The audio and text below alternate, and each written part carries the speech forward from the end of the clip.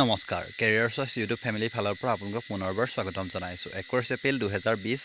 মঙ্গলবাৰ অৰ্থাৎ দিনটোৰ কেইটামান গুৰুত্বপূৰ্ণ খবৰ এই ভিডিঅ'টোত জনাই দিম এই দিনটোৰ পৰা আপুনি মানিব লাগিব কিছুমান কথা সো দেৰি নকৰি ভিডিঅ'টো আৰম্ভ কৰো চেনেল যদি নতুনকৈ ভিজিট কৰিছে সাবস্ক্ৰাইব কৰিব নাপাহৰিব আৰু এটা বলক নেৰে দেৰি নকৰি ভিডিঅ'টো আৰম্ভ কৰো আৰু প্ৰথম খবৰটো যেটো হৈছে অসমত এতিয়াৰ পৰা মাস্ক পৰিধান নকৰিলে যাব লাগিব জেল সো এটা খবৰ আহিছে নতুনকৈ প্ৰতিজন লোকে মাস্ক পিন্ধাৰ লগতে সামাজিক দূৰত্ব বজাই ৰখাটো বাধ্যতামূলক সোমবাৰে সংবাদ মেলযোগে এই কথা সদৰি কৰিছে আৰক্ষী সঞ্চালক প্ৰধান ভাস্কৰ মহন্তই মাস্ক পৰিধান নকৰিলে ছমাহ পৰ্যন্ত জেল হ'ব পাৰে কোনো লোকৰ ভাৰতীয় দণ্ডবিধি আইনৰ 269 আৰু 270 ধাৰা অধীনত ৰুজু কৰা হ'ব এই গোচৰ ধপাত জাতীয় সামগ্ৰী গুটখা ইত্যাদি বিক্ৰী কৰিলেও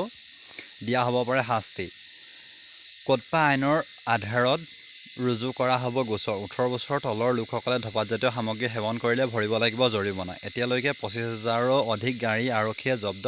কৰিছে আৰু এইটো যেটো মাস্ক পিন্ধাটো কথা কৈছে আপুনি ধৰিলক কবাত ওলাই গলে আপুনি মাস্ক পিন্ধাটো কম্পালসৰি হয় আৰু নেক্সট কথাটো হল বহিৰাজ্যত আবদ্ধ হৈ থকা অসমৰ 86,000 লোকলৈ অসম চৰকাৰৰ 2,000 টকাকৈ সাহায্য ইতিমধ্যে কৈছিল যে 5,000 টকাকৈ দিব তাৰে প্ৰথম 2,000 টকা ইতিমধ্যে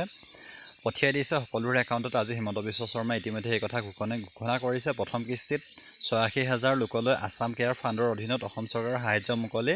নম্বৰ অনুসৰি 4,29,851 গৰাকী লোকৰ ফোন চৰকাৰে লাভ কৰিছে তাৰ পিছত ৱেব লিংক পঠিওৱা হৈছিল যেটো মই আপোনাক দেখাইছিল যে লিংক পঠিয়াইছিল তাৰ পিছত 2,28,126 খন ফৰ্ম চৰকাৰে লাভ কৰিছে জিলা উপায়ুক্ত আৰু আৰক্ষী অধীক্ষকসকলে পৰীক্ষা কৰিলে কোনোবা টকাৰ অভাৱত আছে নেকি হেয়া চৰকাৰে পৰীক্ষা কৰিলে 1,02,457 খন ফৰ্ম ভেৰিফাই কৰি উভতাই পঠিয়াই জিলা উপায়ুক্ত আৰু আৰক্ষী অধীক্ষকে তাৰ পিছত একাউণ্ট নম্বৰ পৰীক্ষা কৰে আৰু তাৰে 99,758 খন একাউণ্ট গ্ৰহণযোগ্য হিচাপে বিবেচিত হয় আৰু তাৰে 84,000 একাউণ্টত ইতিমধ্যে পুঁজি পঠিয়াইছে বাকি 2,000 টকাকৈ আৰু পৰৱৰ্তী সময়ত অৰ্থাৎ 22-23ৰ আগত 22-23 মানত এটো পঠাই দিব পাৰে বুলি কৈছে ধৰিলক 23 মানৰ ভিতৰত পৰৱৰ্তী সময়ত এটো এই সংখ্যা বৃদ্ধি পাব পাৰে বাট কৰ্ণাটকত অসমত 86,000 লোক আবদ্ধ হৈ আছে সো এইদৰে ইয়াৰ উপৰি কৈছে আৰু নেক্সট কথাটো হল ইয়াৰ অন্তিম যেটো কথাটো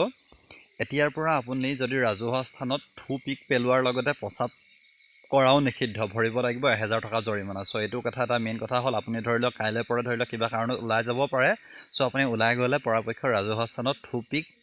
নেপেলাব যিমান পাৰে আপুনি ধৰিলক যত ধৰিলক ইউজ মি ধৰিলক আছে তেনেকুৱাবোৰ হয়তো ব্যৱহাৰ কৰিব পাৰে যাত যেহেতু চৰকাৰে যেটো সুবিধা কৰি দিব তাত কৰিব আৰু ইভাগে ৰাজহুৱা স্থানত আপুনি প্ৰসাব নকৰিব সো এইটোৱে আছিল আপডেটটো ভাল পালে লাইক কৰিব শ্বেয়াৰ কৰিব ধন্যবাদ